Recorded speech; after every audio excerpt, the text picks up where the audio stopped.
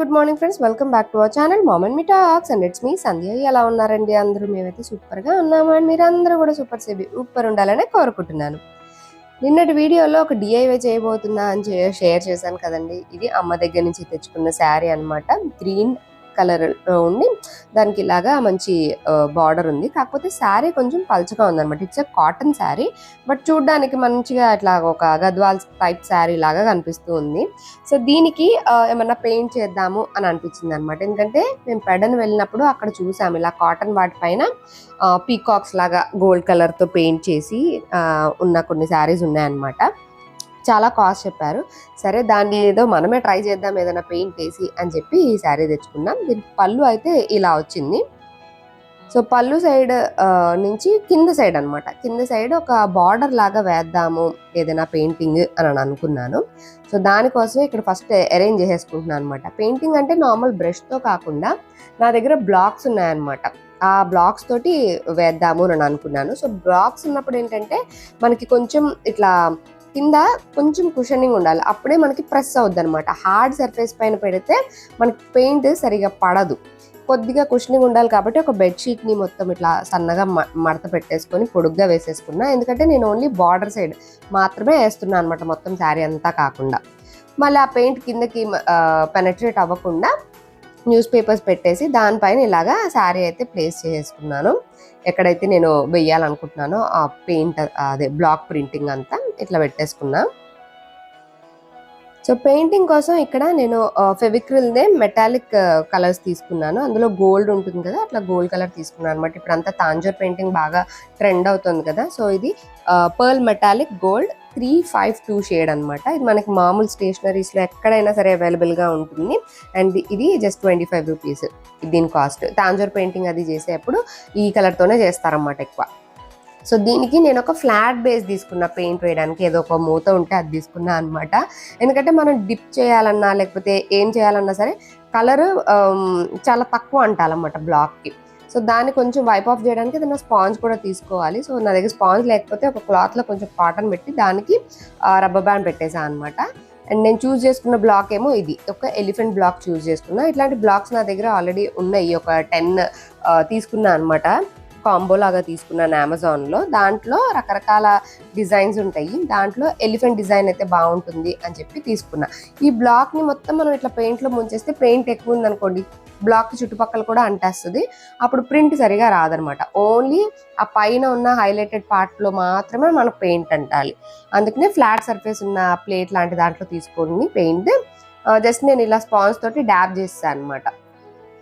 So that only పైన మాత్రమే అంటేలాగా మొత్తం డిజైన్ అంతా ఖరాబ్ కాకుండా అనమాట. సో ప్లేసింగ్ ఎంత కావాలి, ఎంత డిస్టెన్స్లో ఉండాలి, ఇవన్నీ చూసుకొని మనం ఎక్కడైతే ఈ ప్రింట్ వేయాలనుకుంటున్నామో అక్కడ పెట్టేసి మంచిగా ఇట్లా గట్టిగా ప్రెస్ చేస్తే సరిపోతుంది. మంచిగా దానిపైన ఆ డిజైన్ లాగా ప్రింట్ అయిపోతుంది అనమాట. సో ఇలా ప్రింట్ అవ్వాలంటే కింద అలా మనకి బెడ్షీట్ పెట్టుకొని కుషనింగ్ ఉండాలి. అది కూడా నాకు ఎట్లా తెలిసింది అని అంటే చేస్తేనే తెలిసింది. ఫస్ట్ ఓన్లీ న్యూస్ పేపర్ పెట్టి దాని మీద చీర పెట్టి వేసేసా, అది సరిగ్గా అంటుకోలేదు. తర్వాత ఇలాగ కుషనింగ్ పెట్టి చేశాక అంటుకుంది అనమాట సరిగ్గా. సో ఆల్రెడీ చేసిన తర్వాత తెలుసుకున్న మిస్టేక్ అనమాట అది. సో ఎలిఫెంట్కి అటు ఇటు ఇలాగా ఈ లతల్లాగా ఉన్నది ఇది పెడదాము అని అనిపించింది. ఓన్లీ ఎలిఫెంట్ ఒక్కటి ఉంటే బాగోదు కదా, దాన్ని ఏదో ఒక డిజైన్ చేయాలి కదా అని చెప్పి ఈ మోటివ్ సెలెక్ట్ చేసుకున్నాను. దీన్ని ఎలిఫెంట్కి ముందుకి వెనక్కి 2 సైడ్లు అటు ఇటు పెట్టేద్దాము అని సేమ్ అలాగే డ్యాబ్ చేసేసా అనమాట మొత్తం స్పాంజ్ తీసుకొని. ఇది కాటన్ మరి కొంచెం పల్చగా ఉంది కాబట్టి డిజైన్ అంత ఎవిడెంట్గా కనిపిస్తూ అట్లా కనిపించట్లే. అంటే మీకు కింద న్యూస్ పేపర్ ఇవన్నీ ఉన్నాయి కాబట్టి అంత క్లియర్గా కనిపించట్లేదు. బట్ దగ్గరికి కింద న్యూస్ పేపర్ తీసేసి మామూలుగా చూస్తే మంచిగానే కనిపిస్తుంది అనమాట. బట్ ఇంకా థిక్గా వస్తుందేమో అనుకున్నాను. నేను ఎక్స్పెక్ట్ చేసినంత థిక్గా అయితే రాలేదు పెయింట్, కొంచెం లైట్గానే వచ్చింది. మరి ఇలాగా డ్యాబ్ చేయడం వల్ల తక్కువ వచ్చిందా, ఆ క్లాత్ వల్ల వచ్చిందా, లేకపోతే నేను ఈ ప్రాసెస్ ఏమన్నా ఈ పెయింట్ వల్ల వచ్చిందా ఏంటి అన్నది అయితే కరెక్ట్గా ఐడియా లేదు. జస్ట్ ఇలాగా ట్రై చేద్దాము అనిపించి ట్రై చేశాను అనమాట. ఇంకొంచెం థిక్గా వచ్చింటే ఇంకా బాగుండేదేమో అని అనిపించింది ఓవరాల్గా అయితే.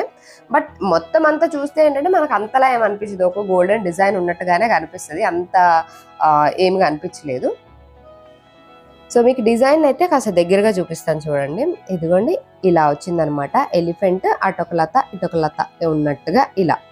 కింద ఎలాగో మనకి బార్డర్ ఉంది కాబట్టి ఇలా పేపర్ తీస్తే చూసారా ఇంకొంచెం క్లియర్గా కనిపిస్తుంది. కింద పేపర్ ఉంటే ఏంటంటే ఆ వైట్ కలర్ వల్ల ఎక్కువ క్లియర్గా కనిపించలేదు.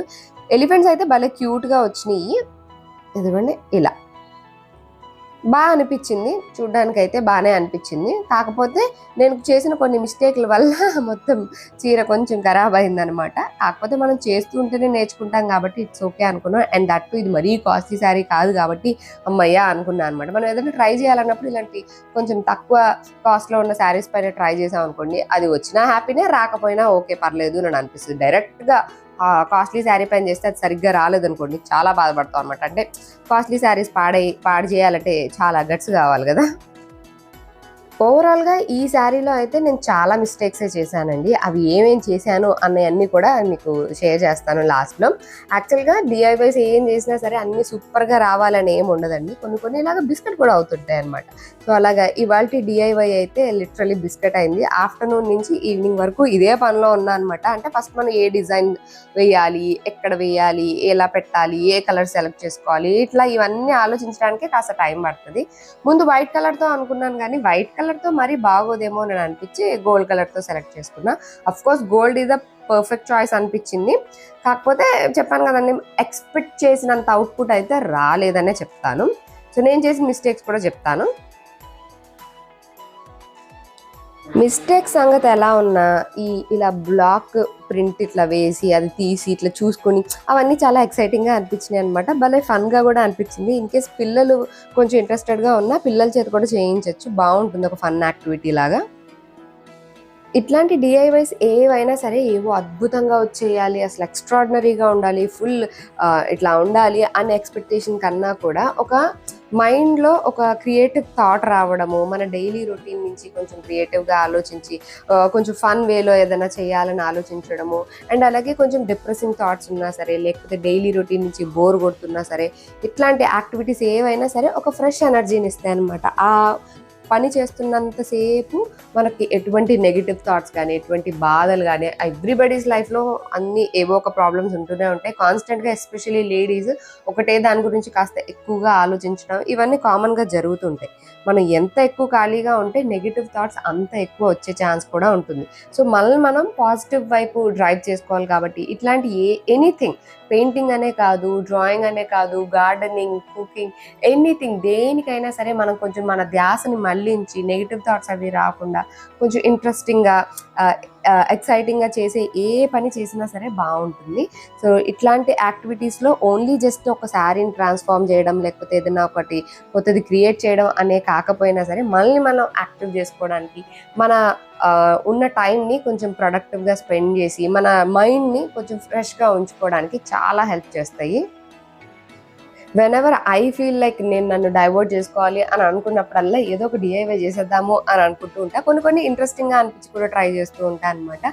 ఏది చేయకపోయినా సరే ఊరికే పేపర్ పెన్ మీద ఏదో కలర్ఫుల్ డాట్స్ పెట్టడము, కలర్ఫుల్గా ఏదైనా చెయ్యడము, ఇట్లాంటి ఏమన్నా కలర్ఫుల్గా చేసాం అనుకోండి డిప్రెసింగ్ థాట్స్ అసలు దూర్కి బాతే అన్నట్టు ఉంటాయి అనమాట. అసలు అట్లాంటి థాట్స్ రావు, మళ్ళీ మనం చాలా ఎనర్జెటిక్గా కూడా ఫీల్ అవుతూ ఉంటాము. Same as like physical activity ఏదైనా చేస్తే మనకి ఎలా అయితే హ్యాపీనెస్ వస్తుందో, ఇట్లాంటివి ఏంటంటే it's just kind of mental activity లాగా అనమాట. సో మన మైండ్కి మంచి రిఫ్రెష్మెంట్ లాగా ఉంటుంది. సో మీకు ఏదన్నా అలాంటిది ఏదన్నా సతాయిస్తుంది, లేకపోతే ఏం చేయాలో అర్థం కావట్లేదు, లేకపోతే టైం ఉంది కొంచెం ఎక్సైట్మెంట్ కోసం అనుకున్నా సరే, ఇట్లాంటి ఎనీ యాక్టివిటీ అయితే మనం డెఫినెట్గా ట్రై చేయొచ్చు.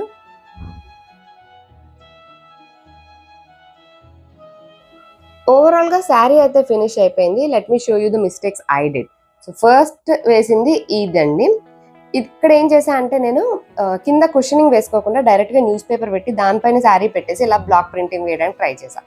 ఫస్ట్ ఎలిఫెంట్ వేసాను, అది లైట్గా వచ్చిందని మళ్ళీ దానిపైనే వేయడానికి ట్రై చేసి అది ఇలా గజిబిజిగా వచ్చింది. ఈ అటు ఇటు ఇవి కూడా సరిగ్గా ప్రింట్ కాలేదనమాట.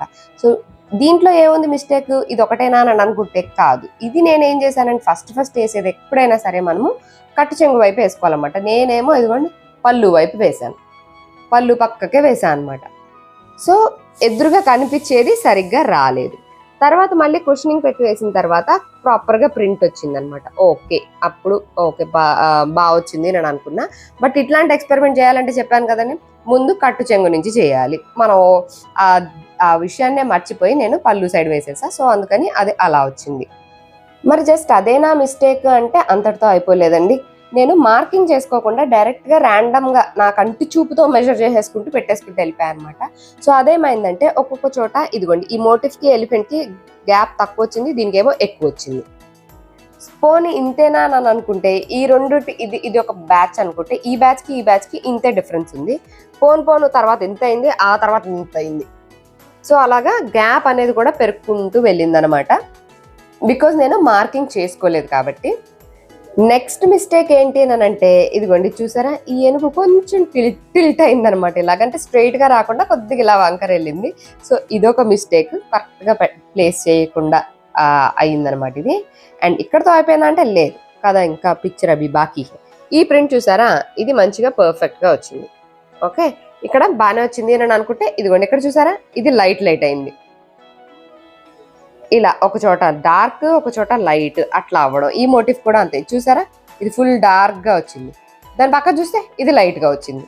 సో ఒకటి డార్క్ అయింది, ఒకటి లైట్ అయింది, ఒకటి దగ్గర అయింది, ఒకటి దూరం అయింది, ఒకటి పైకి అయింది, ఒకటి కిందికి అయింది. ఇక్కడ చూస్తే ఈ గ్యాప్ ఇంత ఉంది, ఇక్కడ చూస్తే ఈ గ్యాప్ ఇంకా పైకి అయిపోయింది, ఇదేమో వంకర అయిపోయింది. ఇలాగా ఒక్కొక్క మోటివ్ ఒక్కొక్క లాగా వచ్చిందనమాట. సో ఓవరాల్గా చూసుకుంటే అంతా ఇలా శారీ అయితే బాగానే కనిపిస్తుంది. అంటే మనం శారీ ఇలా స్ట్రైట్గా కట్టుకోం కదండి, దాన్ని ఇలా ప్లీట్స్ పెట్టి కట్టుకొని అలా చూస్తుంటాం కాబట్టి ఓవరాల్గా ఓకే బాగానే వచ్చింది. కానీ ఎక్స్పెక్ట్ చేసినంత బాగా అయితే రాలేదు అనే చెప్తాను. సో రకరకాల డిఐవైస్ చేస్తుంటా కదా, అన్ని సూపర్గా రావాలని ఏం లేదండి. కొన్ని ఇలాంటి బిస్కెట్ కూడా అవుతూ ఉంటాయి. But I'm happy about it, ఎందుకంటే నేను అట్లీస్ట్ ట్రై చేశాను అని. సో మొత్తానికి నా డిఐవై కథ అయితే ఇలా ముగిసిందండి. సో అదండి ఇవాల్టి నా వీడియో. That's it for today friends. See you all in another video. Till then take care and by.